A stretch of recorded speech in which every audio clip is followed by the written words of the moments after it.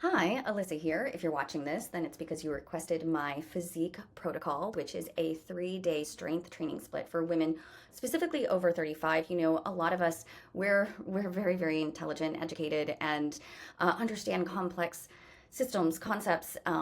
But when it comes to figuring out our own bodies and our fitness, it's the one place that, unless you've been educated and trained, it's really hard to know what to believe. There's so much out there.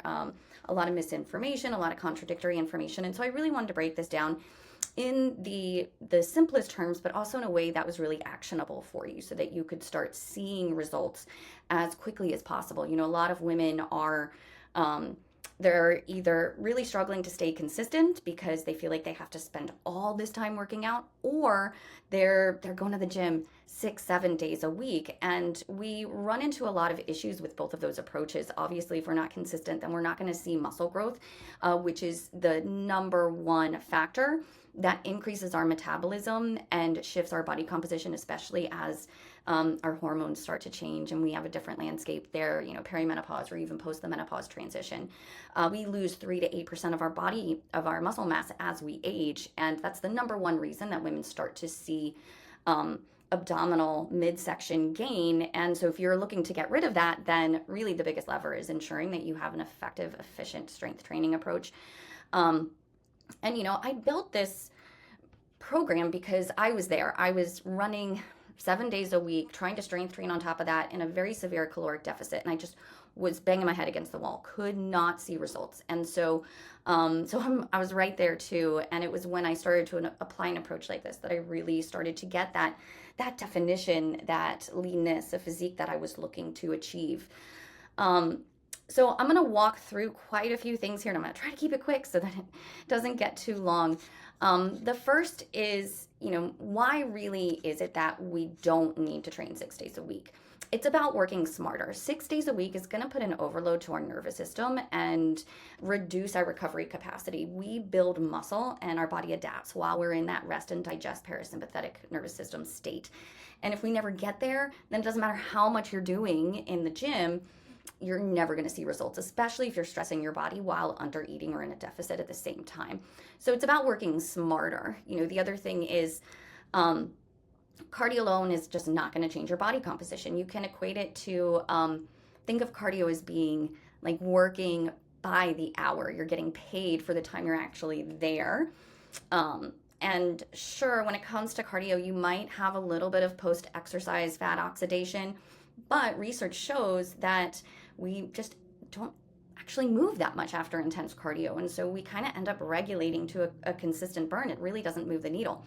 Whereas strength training is like investing in property, right? You're making money while you're doing nothing. And that's the same thing. Strength training is going to be burning calories while you're at rest. And that's what we want to truly shift our metabolism and start to lose that like 10 15 pounds that's just been stuck. And bar, Pilates, yoga, all of those, they're great for mobility and our mental stress. I love them.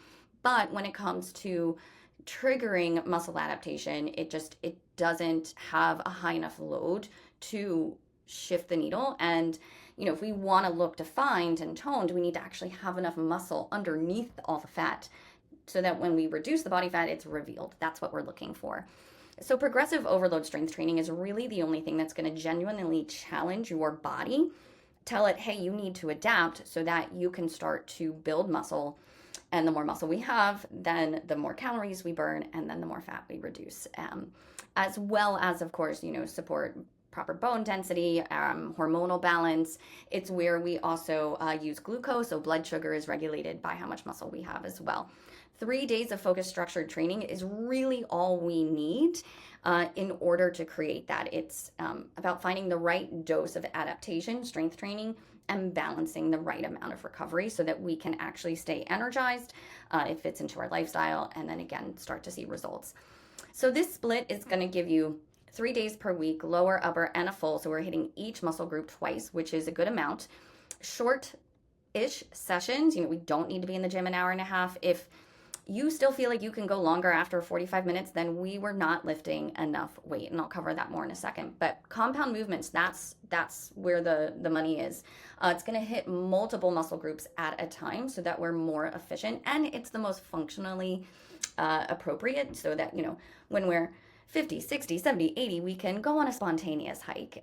We're going to stay independent, be able to take care of ourselves. And so compound movements are the most functionally similar to activities of everyday life. And most importantly, we need a structure we can follow and ensure we're progressing on. When we're program jumping around all over the place, you're not actually learning the movements well enough to put in enough effort and tell the muscles to adapt. So completing the exact same workouts for multiple weeks in a row is where we see those strength changes happening, without a whole lot of wasted effort. Again, we're looking for adaptation, not just to get, the best sweat on. And, myself, as well as all of my clients, I have run a one-to-one coaching program. All of us who have switched to this approach, that's where we see those really quick results that are effective and efficient.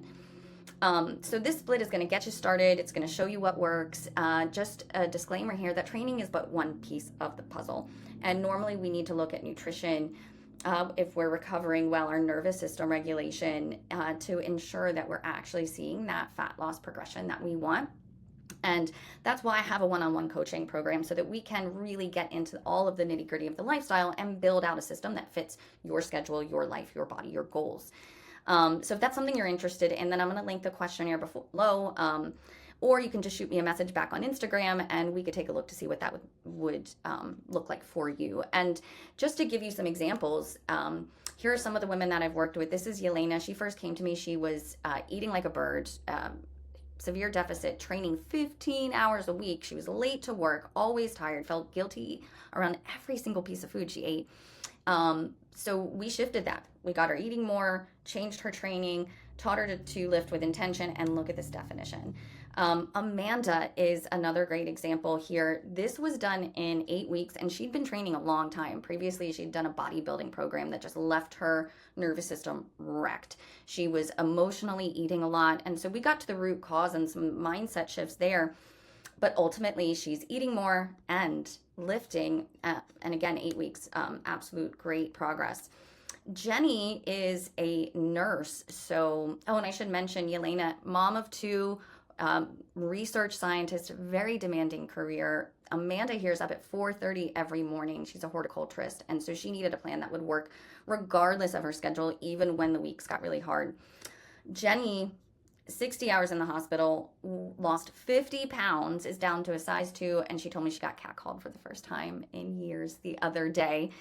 And here's Teresa. She travels constantly. She's on a plane almost every week for work.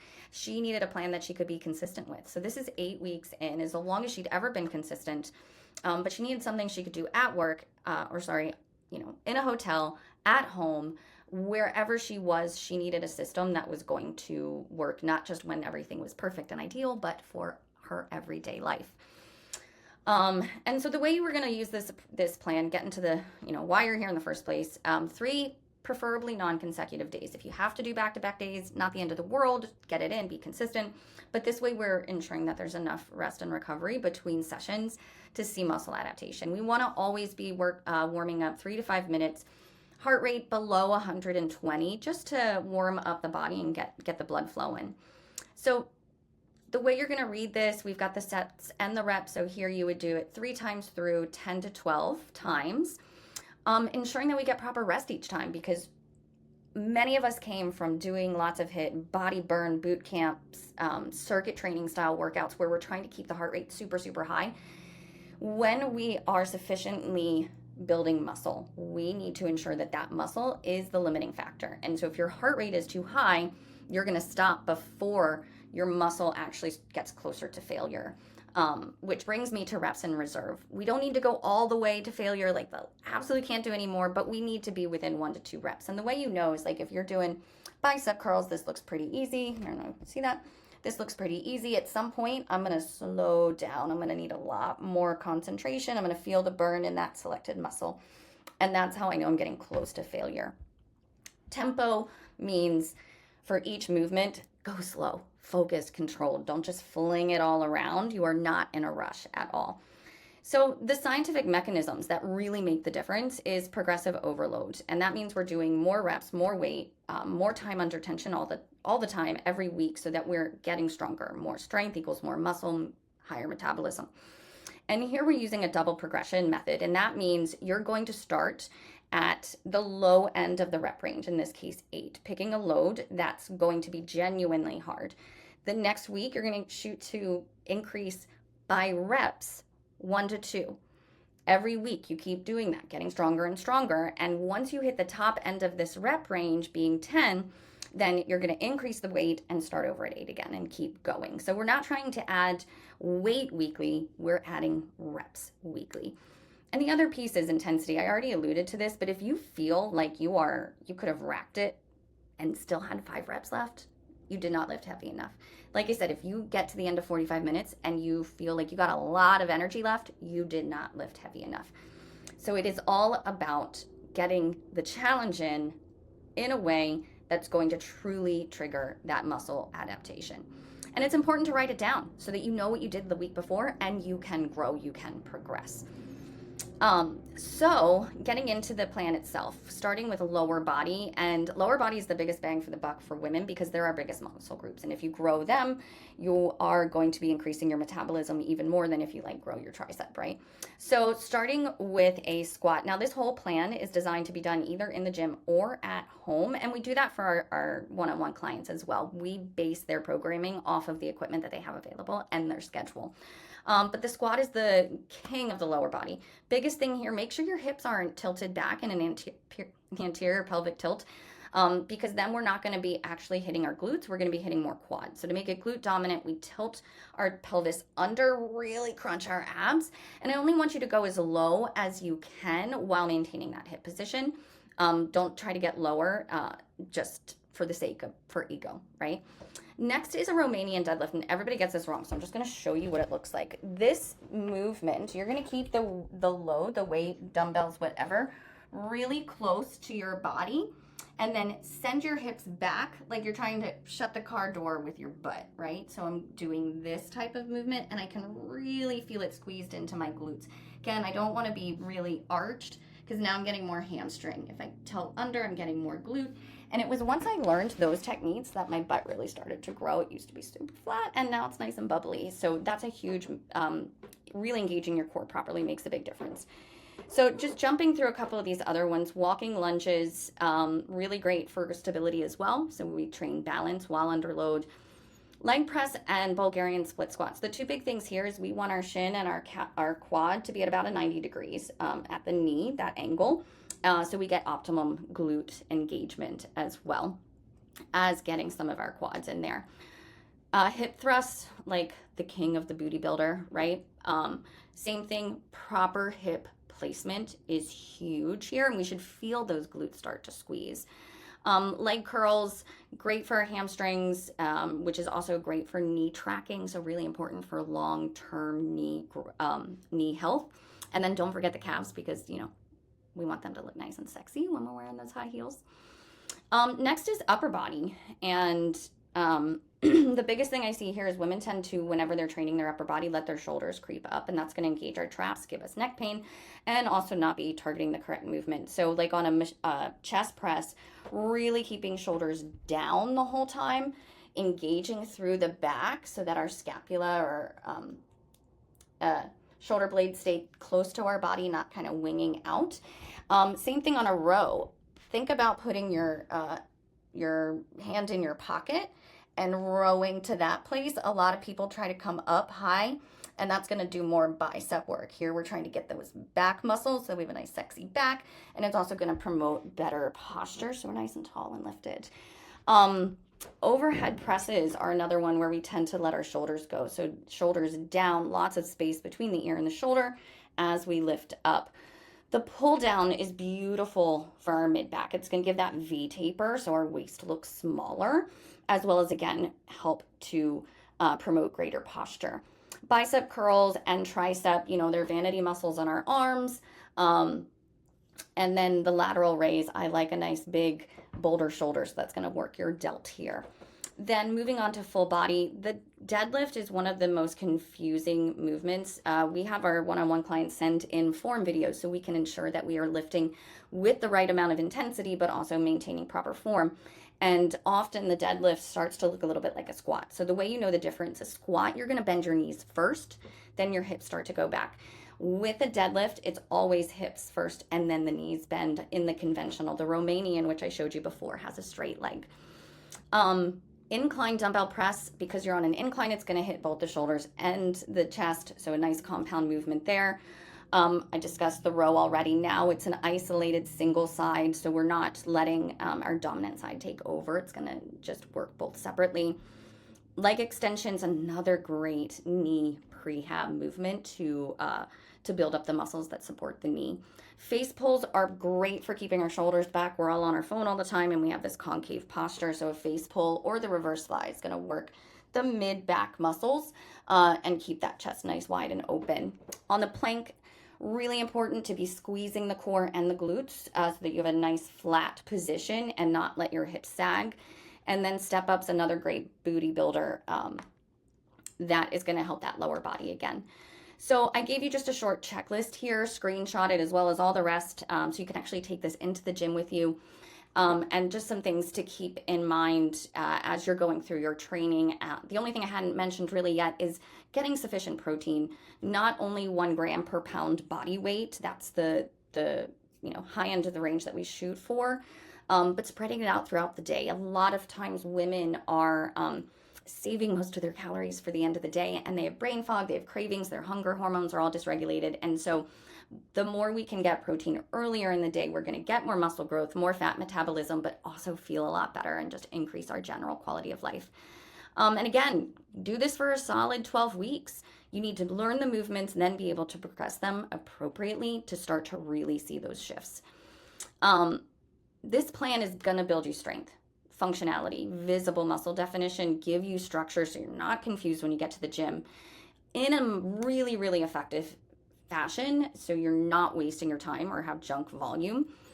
What it's not going to do is adapt to any movement limitations or injuries you might have. So always check with your physician, your physical therapist, to ensure that it's you're doing things properly and not going to exacerbate your injuries.